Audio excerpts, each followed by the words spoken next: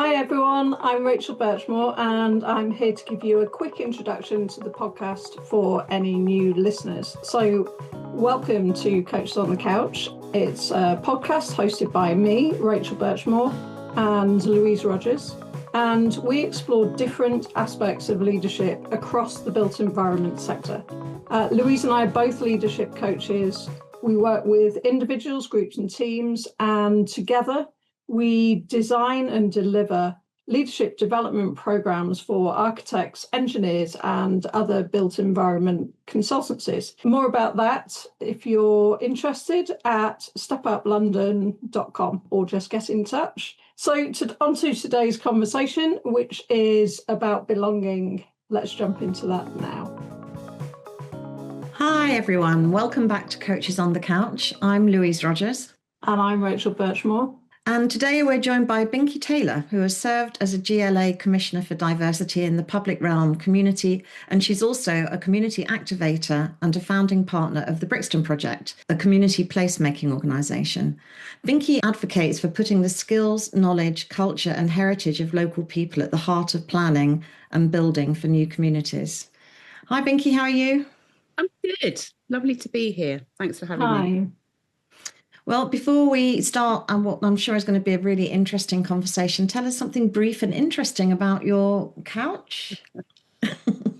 Okay, well, my couch, my chaise longue, is actually on loan to me. And it's a very beautiful sort of French curlicue thing with bits of gold on it, and it's nice cream velvet. But it reminds me, it's not so much this, but it reminds me of my adopted mother, who had just a touch of hyacinth bouquet going on, and she absolutely loved a chaise longue. So she had a strawberry pink chaise longue that was, whenever she sat on it, it had to be with a cup of tea and all very sort of perfectly set, as if waiting for guests or whatever. So it just reminds me of her with a little bit of a wry smile. But they're quite 70s, aren't they, in a hyacinth? Yes. UK kind of a way. Yeah. Absolutely. Yeah. But imagine her with a little hat on, just waiting for. Oh, I love that. Yeah. Lovely story. And I can't wait to see it either. I know you're sitting on it, but we can't actually see. So I've now got this picture and we'll see if it matches the photo. It's not pink, it's more deco and, right. Probably a little bit too stylish for the story I've just told, but that's what it reminds me of. Sure. Okay, so our brief for this podcast is belonging, and we'd like to explore the importance of belonging as a fundamental human need. So basic desire to feel connected and accepted that contributes to people's well-being and physical health. So that feeling that we belong in a family or a community or an organisation can impact the way that we flourish within that system. And creating an environment where others feel a sense of belonging is a function of leadership, and something that Louise and I often talk about as coaches, both with individual clients and through our Step Up programme. And Binki, we know that belonging is something that's very close to your heart. In 2015, you recorded a TEDx talk on this subject, which our listeners can find online. But perhaps we could start by asking a very broad question, which is, why is this such an important topic for you?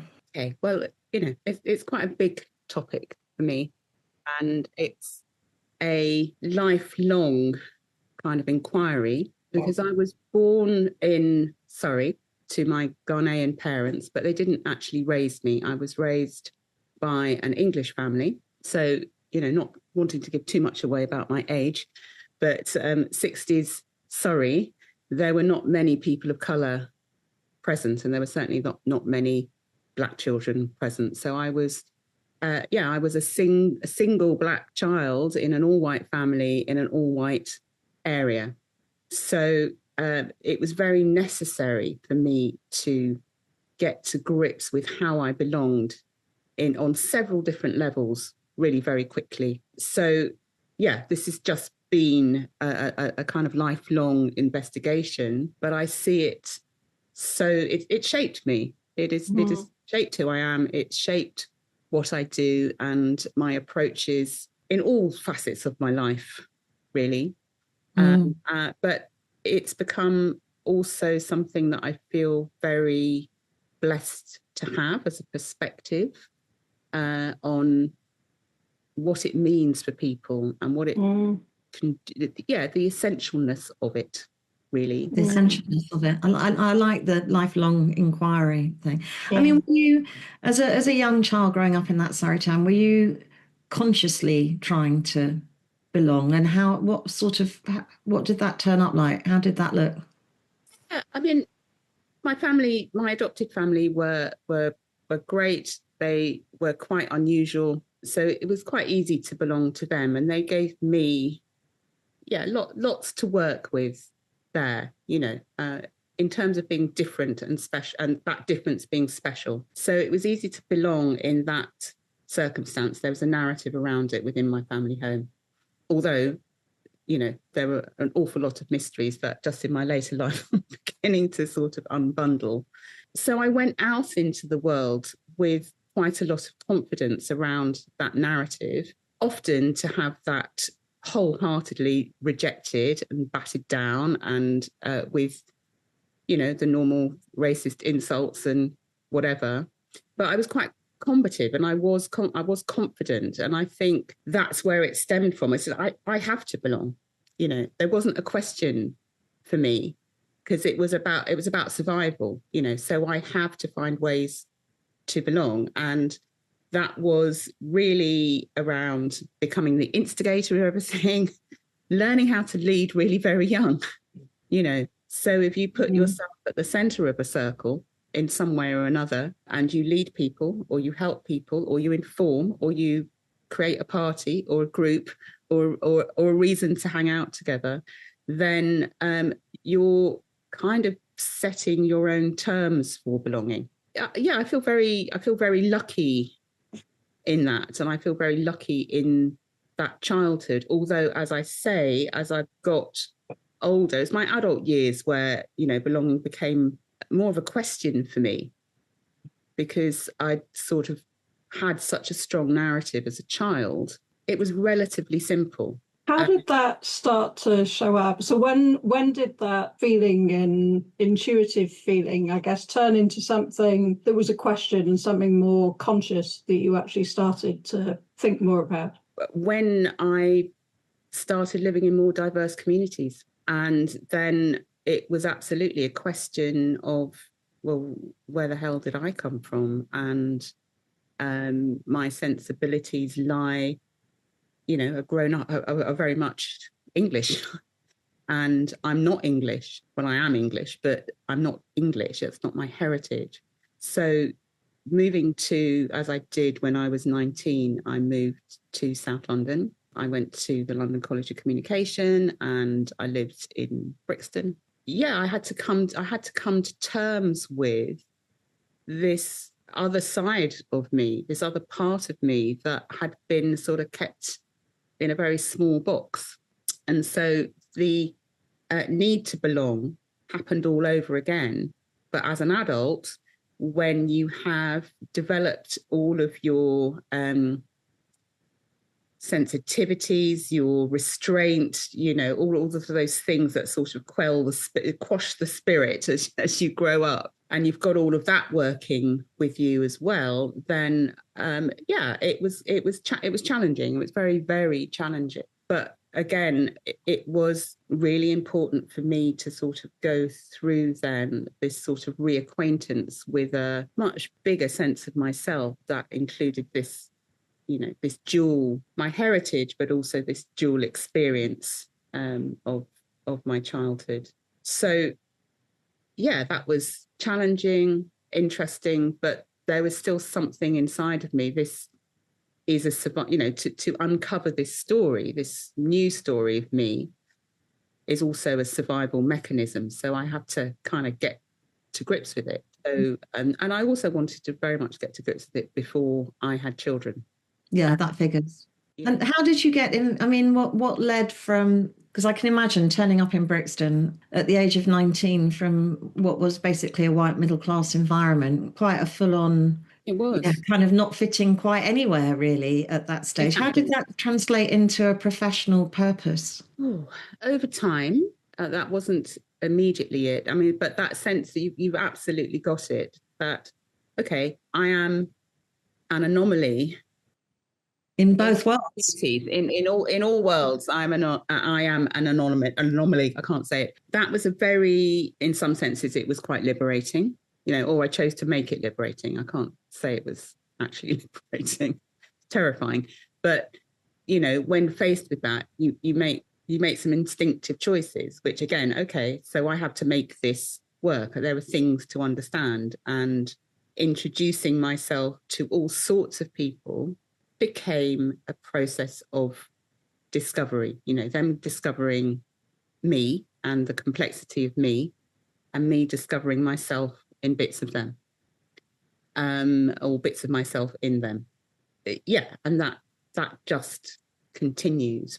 But the quest in those moments is to find a place to begin sort of building trust.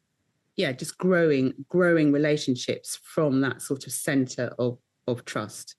Don't trust in what you see or what you hear, but trust in me.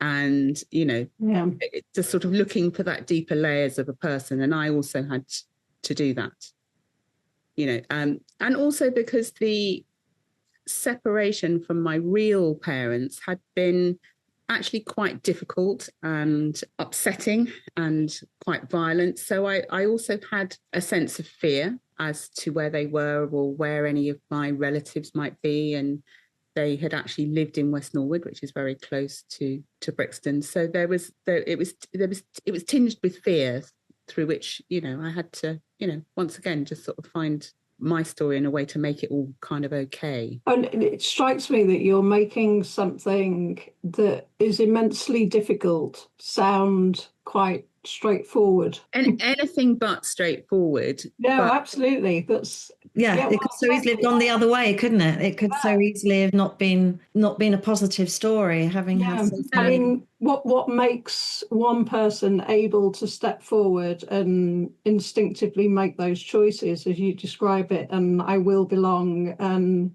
to find a sense of trust where it seems so lacking, and then another person shrink away. I mean, what do you put that down to? I really don't know, Rachel. I mean, I think, again, it was just like, oh, well, this is how I need to survive. I think in everybody's story, there is a reason, there's something that's motivated their survival. I had so many beautiful, good things in my upbringing, however confusing and complex it is. Yeah, that's a kind of paper story in a sense, but the reality was there were lots of good things, there were lots of mad things, there were lots of difficult things. There was more than enough for me, and it was just like I'm living this life, and that's great. And I don't, yes, I feel very much like, as I say, everybody has a story of survival, of a reason that kind of keeps. Them going, and sometimes that's more difficult to access than others. I felt like I had enough reminding me of, it's great to be alive and it's great to be here. I'll just so getting involved in community activity as you did in Brixton, and to politics with a small p, if not a big P, was that linked to that child who put themselves at the centre of things in order to help themselves belong? Was that part of the impetus for that? Or must have. I mean, God, I remember London in those times too. I think we were probably living in Brixton at more or less the same time, but having a very different experience of it. It was a difficult place, wasn't it? It was a difficult place to navigate for everybody. Yeah, it was a very difficult place to navigate. Again, I was quite focused in my early days. I mean, I had my kids in my late 20s. So, bringing them up was kind of my first port of call, and getting involved with people via school and that. So very much a kind of domestic scenario in which to kind of embed myself, if you like. And then, the other bits were quite gradual, but I did change my life, quite a lot, which meant sort of leaving my family. And I think that was another moment of there's more I need to do. There's more I need to understand. So yes, I moved into central Brixton and I started a business in Brixton Village Market, which was just an amazing experience. It was an absolutely brilliant experience. And I did, again, then just start that thing of instigating, putting myself in the centre of things, trying to understand all the different dynamics in that place and, you know, where I stood within all of that. And it gave me yet another opportunity to kind of find myself in various different scenarios and in various different relationships, you know, which were all just huge amounts of information about me, my heritage, the bits that perhaps I then by that point identified that were missing. And then, oh yeah, but I've got all of this other stuff, which is actually quite helpful. And you bring it all together and I can, you know, I'm confident enough to talk on other people's behalf and work things out and strategize a little bit and, you know, bring people together endlessly. Endlessly. Endlessly. But also, I hope, allowing other people to go, all right, this is a safe enough and trusted enough environment for us to sort of rise ourselves up and do what we need to do to kind of represent ourselves and not be trampled on by systems and local government and landlords or whatever it was, you know. So yeah, just great finding a bit, coming together to find a bit of power in it all. How do you do that for people? How do you get that environment right where people do feel that way? Well, I think the building trust thing means that you do start from a place of a certain amount of vulnerability and a certain amount of not knowing and not assuming. That allows everybody to be in a process of kind of finding out. You've got to level the table. So it's really not about anybody holding the power in the knowledge in a kind of top-down sense. It's like, what have we got to work with and how are we going to sort of bring that together to do something greater than any one of us could do individually, you know, and trying to find out what the common motivation might be. Because with the whole load of however many different people you have around the table, you will find somewhere that there is a common motivation. And it might be, I just want to be happier, or I want to have enough money on the end of the day to feed my kids, or whatever. We will find it, and working kind of from that place. But I think in order to do that, there is a necessity to share your own vulnerability. I mean, times are pretty tough out there, particularly at the moment, and always have been. And developers have often taken some convincing that this kind of stuff is important. How do you convince placemakers that fostering a sense of belonging is important to the successful product that they're creating in a place, the housing or the regeneration that they're the actors in? Yeah, well, I think we've come to a point where there's so much evidence of where it's gone wrong and where it doesn't work. And certainly in Brixton, there is right out there in your face, there is evidence of bad development that has destroyed parts of the neighbourhood. It's really, really obvious. So I don't think the job is as hard as it would have been actually 10 years ago. God, how sad though. That's really sad.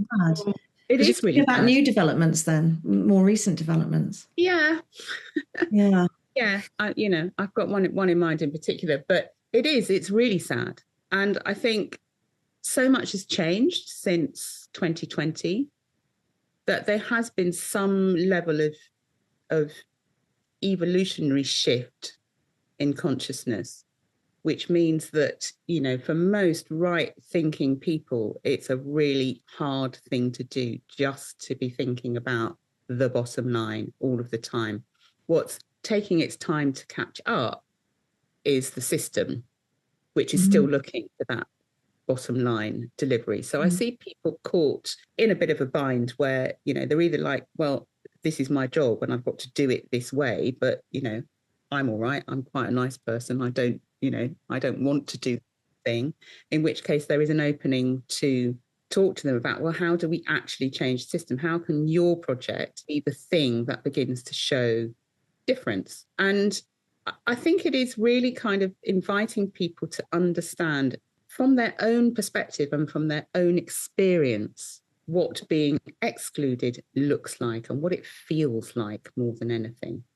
Everybody somewhere in their life has a story or a memory or an experience where they have felt excluded. And it might be something really tiny. It might be, something kind of when they were little. It might have been at university, or, there are things. And so I do a bit of digging for those. Yeah. Because, you it's just like, well, you have to kind of approach people with what they can recognize in themselves and from their own perspective. And I think taking people back to a feeling is really, really important. It's not, this is not about logic. It's not about strategy. It's just like, oh, do you remember that feeling when you had that knot in your stomach because somebody had been really, really unpleasant to you, or you'd been shut out of that game, or the group of cool people had laughed at you, or whatever it is. It doesn't matter how tiny it is. Just remembering that feeling is really, I think, potent. Do you think there are any negative connotations to the word belonging? And people's interpretation of these words always shift over time, don't they? And I just wondered if you've ever seen, that sort of pressure to feel you belong, particularly in a workplace or. Yeah, well, I think, it's become a really powerful word in positively and negatively. Right. Especially, I think, in the instance of, say, social media and young people, that innate desire to belong to something can either work for good or it can work against you. I think as we've sort of moved more into ways of life and lifestyle that is quite isolating, and we've got these, incredible tools of either, this massive kind of being adjoined to everything and being able to choose belonging, in a sense. What you can belong to can also be quite damaging for you and isolate you from the real sense of being out there and just being able to sort of plant your feet in a place, walk down a street, and it feels and smells and sounds like home.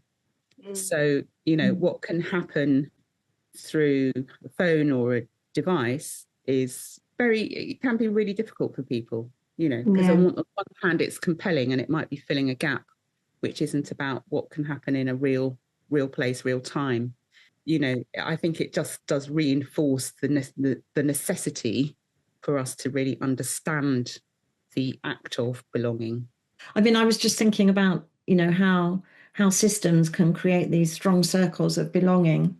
And then if somebody challenges that, they sort of put themselves outside of the system and they challenge something about the system with the expectation that they'll be able to take people over with them. And actually what happens in practice is the system regroups with them on the outside. So I think it's a really interesting point that you raised, Rachel, about that there is a cost. And we've done that with groups, haven't we, sometimes, when we've talked about what is the cost of belonging in this organisation? What does it take to belong in this organisation? Which bits of you can you bring to this organisation? Which bits are more challenging? So I think it's an important thing to recognise that it's not always a force for the good. But in placemaking, it's, we're talking fundamentally about your role in placemaking. So. I mean, we are, but I hear what you're saying. And I think when the big or the small P comes into, in a political sense, comes into community, whether it is in the form of, riots last year, racist riots last year, rise of the far right, these are all, as you say, systems of belonging that is also about othering something else, whether that's an individual or, in fact, a large group. That is inherently really very dangerous. So I think the belonging that I think of, so, this does cause make cause for a sort of more nuanced definition. Yeah, It's definitely. very much about this kind of personal place. It's not about a group speak or a group think, again, which has sort of been the rise, has risen in the last sort of decade or so, and before, but I think we're really very aware of it now.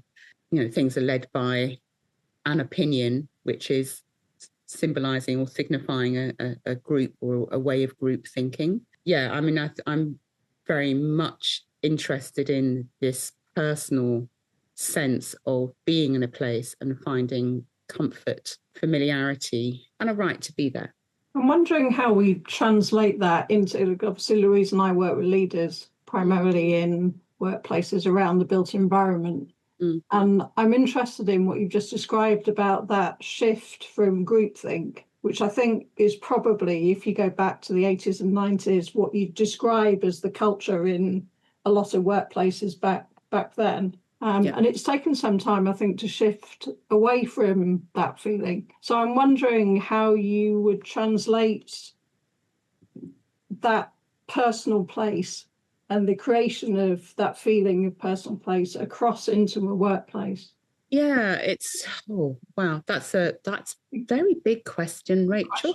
Coming up to the end of our time. Yeah. Why not? I mean, I think that is about kind of establishing your personal sovereignty. And that is not a simple thing to do. It takes a very long, it takes a very, very, your very sense of self, your sense of who you are and what, yeah. Sense of self.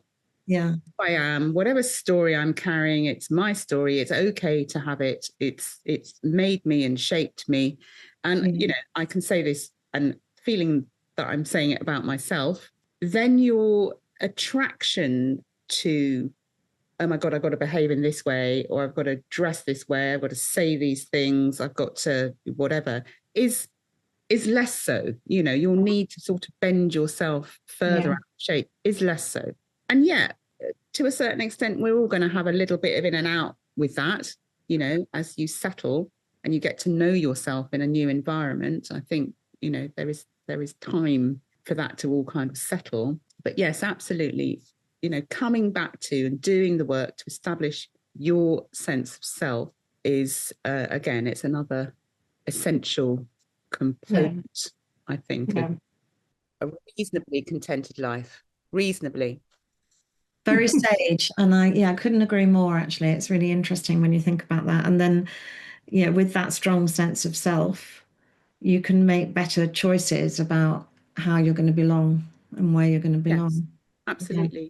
But, it's easier to say with a few years of falling over and making mistakes and going and waking up and saying, who am I? It's once you've done that for a while, and it's okay to do that. And I think doing that needs to be viewed as, this is relevant and good practice to be asking myself questions. It's not a crisis. It's like, no, this is the kind of work that we all need to do. Well, and if leaders are doing that as well as their teams, then that leads naturally, presumably, to inclusion.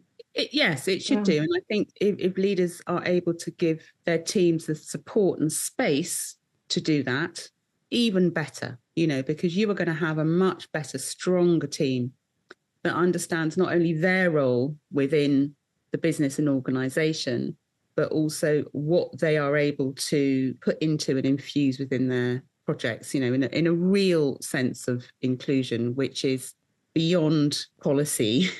Which is, you can write it into all policy in all sorts of ways, but every member of your team does have to actually really understand what equity is and what inclusion is, and the importance of diversity in creating a place or a space for people to live. I think that's probably a great place to end. Fabulous place to end. Yeah. Thank you very much, Binki. Yeah. Brilliant. That was a really lovely conversation. Thank you. Thank you. Oh, no, pleasure. I always love an opportunity, Louise. And when I'm sitting here looking out at the sea, it's kind of like, it's easy.